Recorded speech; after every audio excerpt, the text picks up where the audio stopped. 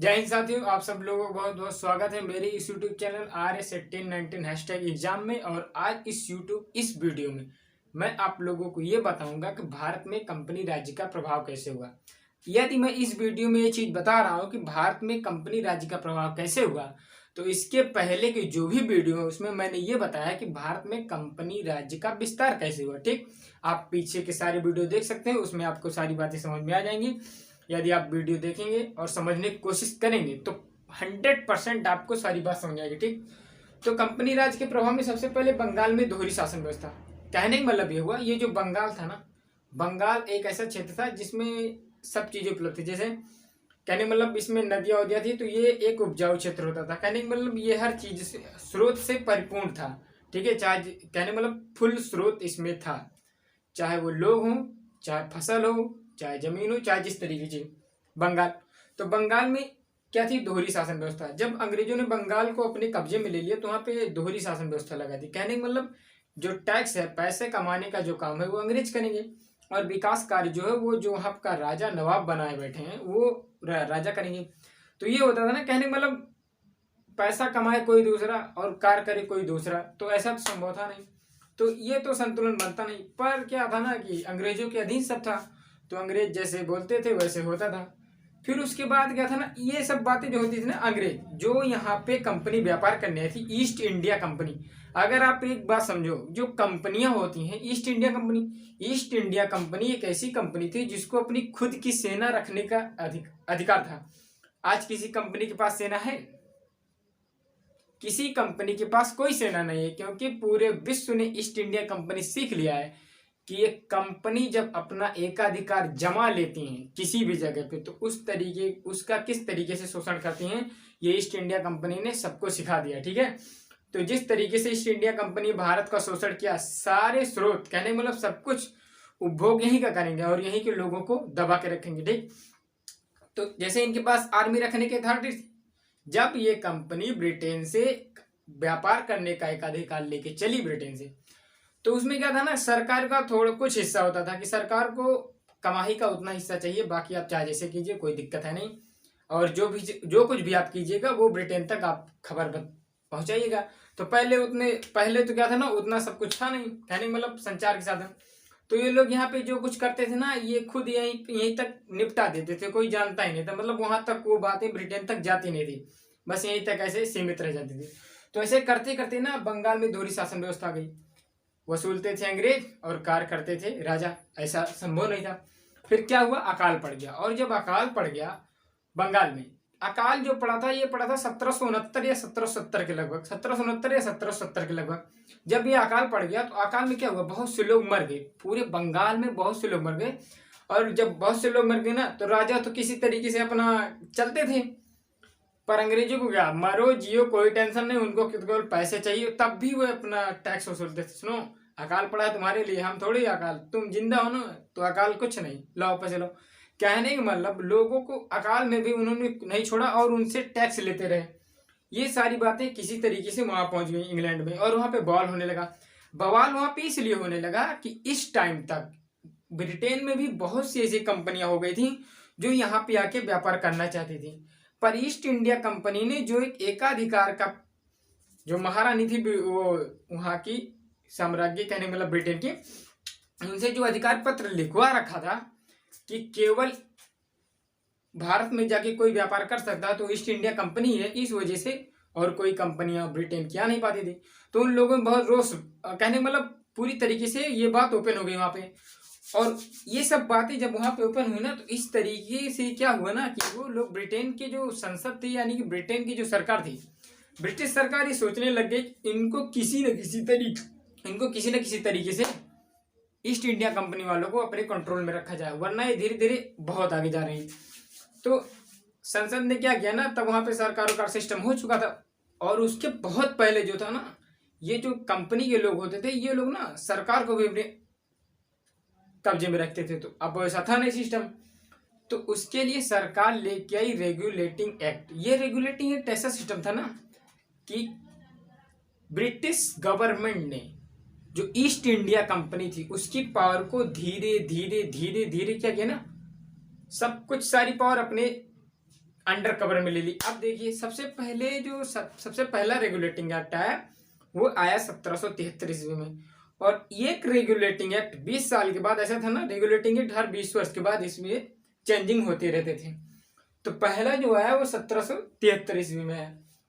1773 से पहले full detail देना होगा। कहने का मतलब 1773 से जिस दिन से लागू हुआ उस दिन के बाद से कंपनी में कितने लोग काम कर रहे हैं, कितने सैनिक हैं, कितने जो कुछ भी कर्मचारी हैं, कितने कर्मचारी आ रहे हैं, कितने जा रहे हैं, हर एक कर्मचारी का फुल डिटेल। कोई कर्मचारी जा रहा है तो उसके पास कितनी संपत्ति है, और जब इंडिया आ रहा है तो उसके पास कितनी संपत्ति है।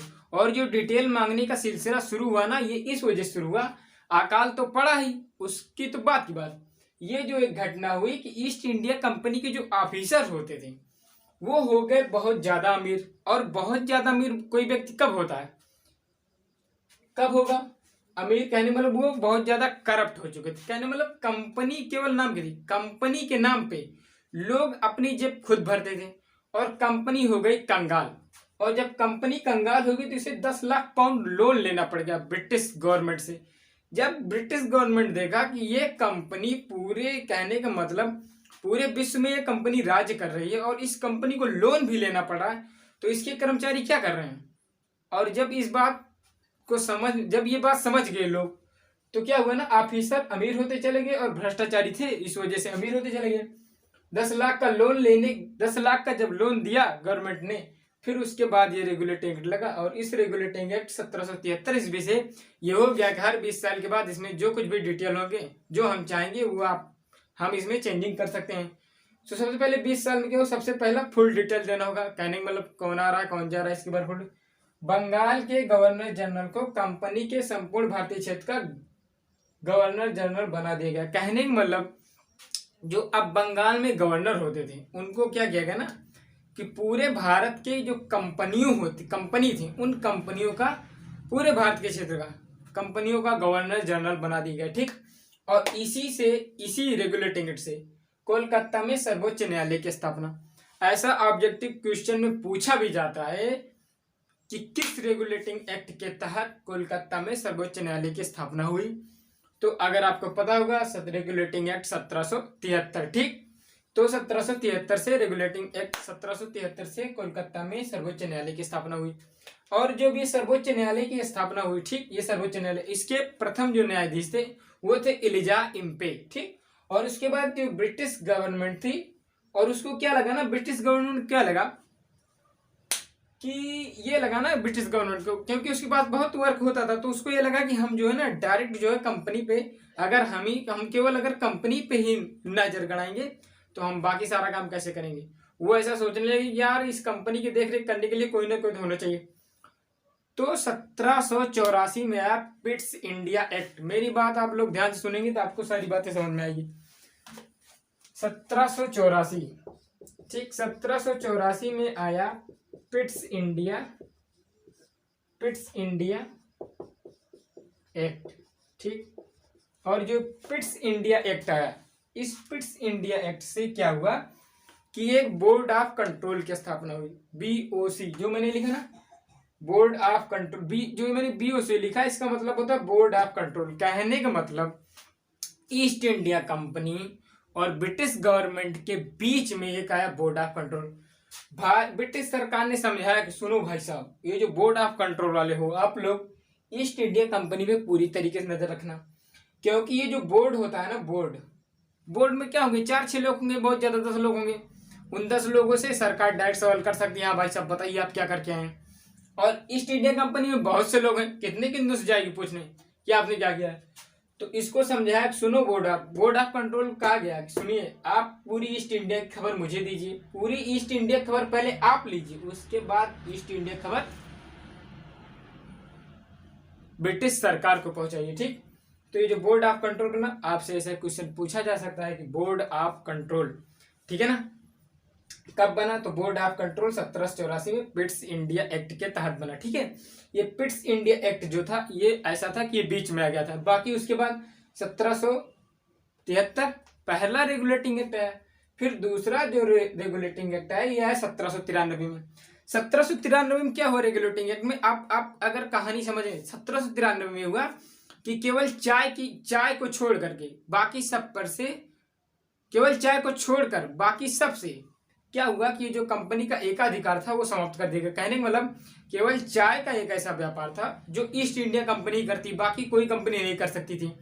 बाकी और जो कुछ भी थे चीजें उन पर हर एक कंपनी अपना व्यापार कर सकती थी। तो धीरे धीरे करके क्या हुआ था ना कि ईस्ट इंडिया कंपनी को कमजोर कर दिया गया था और जो है सारा कंट्रोल ब्रिटिश सरकार ने अपने हाथ में ले लिया। और ऐसा करते हुए उन्होंने 5 रेगुलेटिंग एक्ट जारी किए, 5 के 5। पहला हुआ 1773 में, दूसरा हुआ 1793 में, तीसरा हुआ 1813 में, चौथा हुआ 1833 में और पांचवा हुआ 1853 में। पांचवें तक आते आते 1853। और जो हिस्ट्री पढ़ रहा होगा या जो उसके बाद क्या हुआ ना, 1857 की क्रांति हो गई। अब जब 1857 क्रांति हो गई तो इतने टाइम तक तो कुछ नहीं कुछ तो बहुत ज्यादा थोड़ा मोड़ा डेवलप हो चुका था, ठीक। तो ये सीधी जो क्रांति थी ना ये दबाई तो गई, पूरी तरीके से दब गई बहरहाल, लेकिन इसकी सारी खबर ना पहुंच गई कहाँ, ब्रिटिश गवर्नमेंट के पास। जब ब्रिटिश गवर्नमेंट के पास ये सारी खबर पहुंच गई ना तो उन्होंने क्या किया कि कंपनी का जो शासन था वो समाप्त कर दिया और फिर वो ब्रिटिश सरकार ना डायरेक्ट भारत पे कंट्रोल करने लगी। और उस वजह से है 1858 का भारत शासन अधिनियम। अब 1858 का भारत शासन अधिनियम, अब यहाँ तक हम लोग पहुंच चुके हैं। उसके बाद से आगे वीडियो में कंटिन्यू किया जाएगा और अगले वीडियो में 1857 की क्रांति कहाँ पर क्या हुए, किसने कहाँ पे जो था कहने मतलब नेतृत्व किया, ये 1857 क्रांति के बारे में डिटेल से बताया जाएगा। उसके बाद आप लोग ये जो पांचों के पांचों रेगुलेटिंग एक्ट हैं इनके बारे में ध्यान से देख लीजिएगा। वीडियो कैसे लगी वीडियो के बारे में जरूर कमेंट करके लिखें और जिन जिन दोस्तों तक हो सके ये वीडियो जरूर से जरूर शेयर करें। जो भी इस वीडियो पे नए आए, कहने मतलब चैनल पे नए आए, अगर उनको लगे कि हाँ ये वीडियो मेरे लिए जरूरी है, ये क्वेश्चन सीरीज नहीं है कि क्वेश्चन लोग आए ये फटाक से ये बताए, ऐसा कुछ नहीं।